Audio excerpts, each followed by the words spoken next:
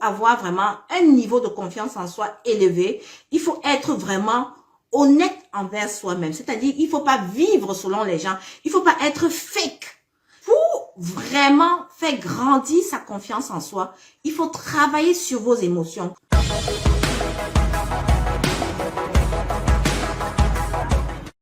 Bonsoir tout le monde. Donc, pour ceux qui ne me connaissent pas, je suis la coach Agathe Janda, personal branding coach et stratège en communication. Et j'accompagne les entrepreneurs en ligne à soigner efficacement leur image afin d'en faire une image de marque. Donc, je les aide à se familiariser sur les réseaux sociaux afin qu'elles soient visibles. Donc, je les aide également à faire leurs offres, tout ceci pour qu'elles augmentent leur chiffre d'affaires. Sinon, au-delà de ça, je suis aussi entrepreneur. Je suis un service traiteur sur ma page qu'on appelle AJD Cooking. Voilà, donc je suis une femme qu'on appelle femme multipotentielle et j'assume ma multipotentialité.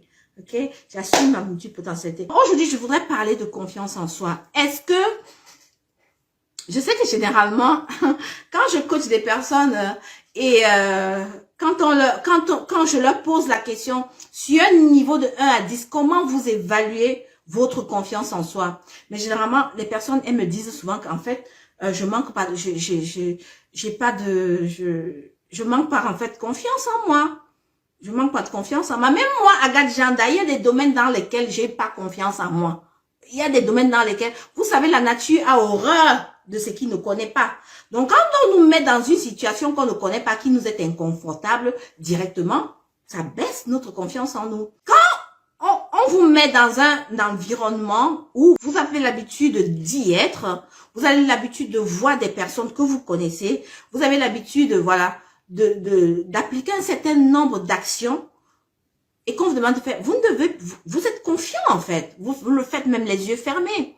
Mais si on vous demande par exemple de prendre la parole en public, ou alors de venir faire un live, alors que vous avez jamais fait ça, vous n'avez jamais vraiment fait ça, ça va vous mettre dans une situation inconfortable. Donc à ce moment-là, si on veut évaluer votre confiance en soi, notez de 1 à 10, vous allez voir qu'elle sera baissée. Mais la confiance en soi, comment on va la définir aujourd'hui? Je vais commencer d'abord par la définir et je vais vous donner les clés, quelques astuces qui va faire en sorte que à chaque fois, vous soyez vraiment, vous gardez la confiance en soi, que vous soyez toujours en confiance. Et tout ceci passe d'abord par la connaissance vraiment de soi, d'être vrai envers soi-même. Parce qu'en réalité, la confiance en soi, c'est quoi? C'est la capacité qu'on a de faire des choses. C'est la capacité de dépasser sa peur, par exemple. La capacité de dépasser ta peur et la capacité d'avoir le DAS, en fait. Voilà, la capacité d'agir. C'est ça qui fait en sorte que on a la confiance. Donc, la première clé que je voudrais partager avec vous, c'est le fait d'être honnête envers soi-même. Parce que pour avoir vraiment confiance, pour avoir vraiment un niveau de confiance en soi élevé, il faut être vraiment honnête envers soi-même. C'est-à-dire, il faut pas vivre selon les gens. Il faut pas être fake. Il faut se connaître. Vous savez, la connaissance de soi, c'est d'abord un grand chapitre. Donc, vous devez vous connaître. Connaître vraiment ce que vous aimez. Connaître comment vous réagissez. Comment vous êtes, votre personnalité, votre caractère. Est-ce que vous êtes quelqu'un de nerveux? Être honnête envers vous-même et accepter que voilà, moi, je me définis comme quelqu'un qui est comme ça. Donc, connaître vos valeurs. Donc, quand, par exemple, je sais que on empiète sur ma valeur, par exemple, le respect, ça me met dans un état de colère, voilà. Si on empiète, donc ça fait, en fait, ça me fait ressortir cette émotion négative-là, ok? Donc, il faut vraiment travailler sur la connaissance de soi. Il faut être authentique. Il faut être vrai envers soi-même. Parce que à la nuit, en fait, quand tu vas te coucher, quand tu as déjà fini de faire semblant, si tu es quelqu'un qui aime seulement donner du plaisir aux autres, au fait, quand tu aimes donner du plaisir aux autres, ça veut dire que tu n'es pas honnête envers toi. Peut-être que tu as cette valeur, voilà, que les autres te nourrissent, voilà, et ça te monte en énergie, mais il faudra en fait que ce soit réciproque. Si c'est seulement parce que tu veux plaire à l'autre, ça ne va pas marcher. Ça ne va pas marcher. Tu seras toujours dans l'attitude où tu vas commander, en fait. Où tu vas commander, voilà. Donc, la connaissance de soi, c'est un levier très important. Non pas seulement sur... C'est vrai que la confiance en soi, vraiment, c'est la base vraiment de tout. C'est la colonne vertébrale, en fait, de l'estime de soi. OK? C'est la colonne vertébrale de tout. Dans tout ce qu'on doit faire, on a besoin de la confiance en soi. Donc, quand on parle de confiance en soi, il y a la foi là-dedans. Confiance, dans le croire. Donc, il y a la foi. Quand on dit self-confident. Self-confident. Donc, il y a la notion de foi, de croire en soi. Donc, quand tu veux croire en toi, ça dit que tu dois être honnête envers toi-même. Tu dois apprendre à te connaître, ce que tu aimes, ce que tu aimes pas, quelles sont tes valeurs, quel est mon type de personnalité, et t'adapter vraiment en fonction des situations. Ça, c'est un. On a besoin de faire savoir, de partager ce qu'on connaît en fait. Parce que quand Dieu nous a dotés d'un talent, je suis coach, personal branding coach, j'ai des connaissances pour pouvoir valoriser la femme au niveau de son image, voilà, et de tout ce qui suit. Quand on a un savoir, quand je dis, quand on sait que ce qu'on est en train de faire, c'est pour aider l'autre, sincèrement, on n'a plus honte, on n'a plus peur du regard des autres. On n'a plus peur du regard des autres. Et si on reste dans cette attitude que on ne veut pas être visible, ça veut dire qu'il y a autre chose qu'on doit soigner. C'est pour ça que je vais aborder la deuxième clé qui est, il faut travailler sur vos émotions. Pour vraiment faire grandir sa confiance en soi, il faut travailler sur vos émotions. Quand on parle d'émotions, le manque de confiance en soi peut être dû à plusieurs choses. Je vais citer ici les blessures intérieures. Il y a des personnes, à un moment de leur vie, ce sont des jeunes filles qui sont vraiment très vaillantes. Elles rêveuses, elles tombent sur un pervers narcissique qui leur fait croire que elles ne sont rien, qui leur fait croire que sans lui, elles ne sont rien. C'est-à-dire qu'il t'emballe dans un système où tes pensées, tu commences à voir noir. C'est pour ça qu'il faut vraiment se connaître. Il faut vraiment, réellement et vraiment se connaître pour ne pas tomber dans ce genre de piège. Ce genre de femme qui est tombée sur un pervers narcissique, c'est-à-dire qu'il laisse des blessures intérieures en elle qui fait en sorte que pour recommencer à construire ce capital confiance en elle-là, il faille un travail et un gros travail. Il faille un travail et un gros travail. Je rappelle que nous tous, nous avons besoin de travailler notre confiance en soi. Nous avons besoin de travailler notre confiance en soi. La confiance en soi, c'est quelque chose qui fluctue. Un jour, tu es up, un jour, tu es en pleine énergie, un autre jour, tu es down, un autre jour, tu as la pêche. C'est-à-dire que tu as une idée comme ça, tu as l'inspiration, tu mets ça en pratique, en 2 jours, tu sors une formation et il y a les gens comme ça, parce que c'est l'énergie. C'est l'énergie que tu dégages. C'est l'énergie que tu as construite au travers de tes pensées. Donc, je parlais des émotions en 2. Celles qui perdent confiance, c'est dû à plusieurs événements. Ça peut être la perte d'un être cher. Ça peut être des blessures que tu as eues déjà dès ton enfance. Tu as manqué peut-être beaucoup d'amour. Non, ça laisse des blessures en toi. Ça peut être que tu as été abusé sexuellement. Ça peut être, donc il y a plusieurs facteurs en fait. Ça peut être que tu es tombé sur un marabout là qui a détourné ta tête. Sur voilà, quelqu'un qui est pas bien déjà en lui. Vous voyez? Et généralement, ces personnes-là, c'est parce qu'elles-mêmes, elles ne sont pas bien, qu'elles transmettent leur mal-être. Donc, c'est la raison pour laquelle nous, la génération d'aujourd'hui là, qui connaissent le développement personnel là, il y a certaines choses que vous ne devez pas accepter dans votre vie. C'est pour ça que je parle de la connaissance de soi. Quand je parle de la connaissance de soi, ça reflète que c'est quoi mes standards? Qu'est-ce que j'aime? Qu'est-ce que je ne veux pas accepter dans ma vie? C'est très, très important. Donc, les blessures intérieures affectent vos émotions. Les blessures intérieures vous font que vous êtes très souvent en colère, que vous ne vous maîtrisez plus, que vous avez surtout et surtout peur. Vous avez surtout et surtout peur du regard des autres. Parce que vous avez peur de vivre ce qu'on va dire. Vous avez peur de vivre, voilà. Vous avez peur Vous avez peur. En fait, je regarde les autres. Les autres, ce sont elles qui sont en train de commander votre vie. Moi, je dis toujours, je le dis très souvent, et je le dirai toujours, quand vous laissez l'entourage, vous laissez l'extérieur commander vos pensées, ça veut dire que ce sont ces personnes-là qui commandent votre vie. Ce sont ces personnes-là qui ont le bâton sur votre vie.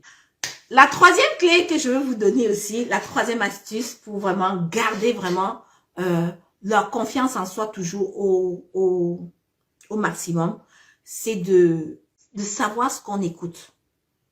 Qu'est-ce que vous écoutez? Qu'est-ce que vous voyez? Parce que notre cerveau, il garde tout. Il garde tout. C'est la raison pour laquelle on dit souvent, quand vous marchez avec 5 riches, vous êtes la 6e personne qui va être riche. Si vous marchez avec 5 pauvres, vous êtes la 6e personne qui allait être pauvre. Si vous marchez avec des femmes qui font du commérage, vous aussi, ça va vous accepter, ça va vous affecter. Parce que nous sommes en fait la moyenne des 5 personnes qui nous entourent. Au-delà de la moyenne des 5 personnes qui nous entourent, nous sommes aussi ce que nous écoutons et nous sommes aussi ce que nous voyons. C'est pour ça que vous allez voir, la plupart des personnes qui ont compris que leur vie compte là, ils ont même pas la télé chez elles. Parce que c'est-à-dire qu'ils ont une qualité de vie que, il y a certaines choses, trop de bruit là, ils filtrent ça. Ils filtrent ça. Parce que quand écoute, rappelez-vous, depuis 2020, on a eu le Covid. On voyait tellement d'informations. Comment les gens mouraient. Je me rappelle le début. Même sorti seulement pour aller acheter du pain là. Quand on rentrait, on s'imbibait du gel hydroalcoolique tout le temps. Aujourd'hui, tu écoutes, on a eu tous peur. Même si on proclamait que je vis, mais à un moment donné, on a eu peur. C'est-à-dire qu'on perd des êtres chers, ça nous affecte. Ça nous affecte. C'est parce qu'on voyait ça et notre cerveau a ancré ça. Donc, je vais par là dire quoi? Que on doit, pour garder un cap de confiance en soi qui est maximum, il faille vraiment savoir ce qu'on lit.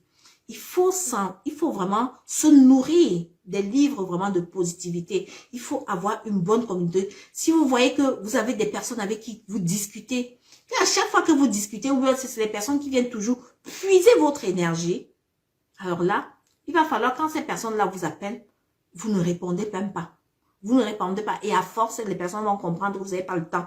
Ou vous écrivez que j'ai pas le temps, je suis en train de travailler. Ou vous prenez rendez-vous avec la personne. Ou si vous discutez avec la personne, au lieu de faire 1 heure de temps pour ne rien dire, c'est 10 minutes. C'est 10 minutes. Et vous gagnez en temps. Vous gagnez en temps. Ça vous permet de réaliser vos choses. Puisque la confiance en soi, c'est la capacité à nous de faire des choses jusqu'au résultat, en fait.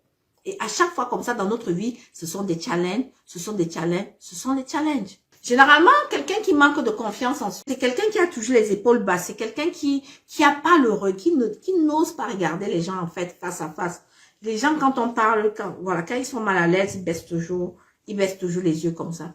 Donc, soyez toujours droit, même quand vous asseyez sur vos sièges, que votre dos toujours soit bien droit comme ça, et que vous regardez toujours les gens dans les yeux, vraiment sans les agresser. En fait, regarder quelqu'un dans les yeux, c'est lui dire, c'est communiquer avec lui. C'est lui dire que je suis à l'écoute de ce que tu me dis. Je suis à l'écoute de ce que tu me dis. Je communique avec les yeux, pas de manière agressive que ou alors d'une manière. Donc, il faut toujours regarder quelqu'un, des personnes dans les yeux. Ça montre que, en fait, que vous êtes présent. Et ça fait en sorte que vous inspirez aussi confiance. Quand quelqu'un est à l'écoute, parce que les gens ont tellement besoin d'être écoutés. Les gens ont besoin d'être écoutés.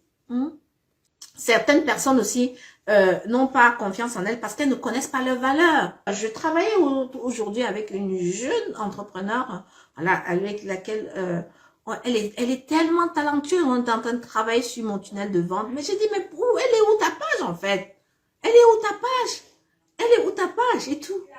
Et elle fait des sites internet, elle fait des tunnels de vente. Elle est très talentueuse, mais elle est tellement meurtrie par ses blessures qu'elle a toujours peur du regard des autres. Elle n'ose pas. J'ai dit, bon, toi et moi là, je vais te prendre à main. Ça, c'est quelque chose que tu vas affronter tout doucement. Et c'est à force de venir et de dire ce que tu as à dire, que ce n'est pas pour toi que dis, c'est pour les autres que tu dis. Tu partages quelque chose d'important pour les autres. Et qu'en retour aussi, dans ce que tu fais, voilà, les gens vont te payer pour ça, en fait.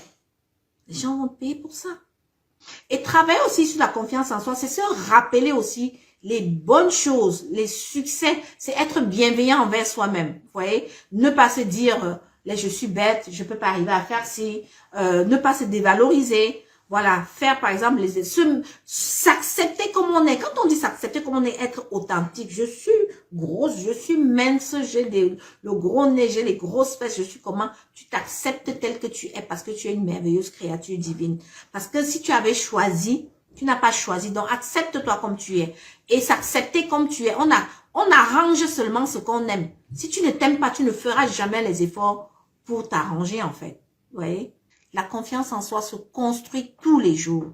Donc, jeune entrepreneur ou pas entrepreneur, hein, la confiance en soi se construit. Et on doit travailler vraiment notre confiance en soi pour être confiant aussi au niveau de notre entreprise. Notre entreprise, elle doit être basée sur du rock. Elle doit être basée sur la foi. Elle doit être basée sur la confiance. On doit croire en nous et par conséquent, on doit croire en ce qu'on fait. On doit croire en notre entreprise. On doit croire même aux clients voilà, aux clients avec lesquels on travaille. Parce que ça se communique, cette énergie-là se communique. Voilà, ce sont ces éléments-là que je voulais partager avec vous. Donc, pour celles qui ne me connaissent pas, donc je suis la coach Agathe Janda et je suis personal branding coach. J'accompagne les entrepreneurs avec mon concept Ton image compte qui est basé sur le personal branding. Nous travaillons vraiment sur votre visibilité afin que vous vous démarquiez de la concurrence. Voilà, prenez soin de vous, travaillez sur vos objectifs. Je vous dis à bientôt et je vous love.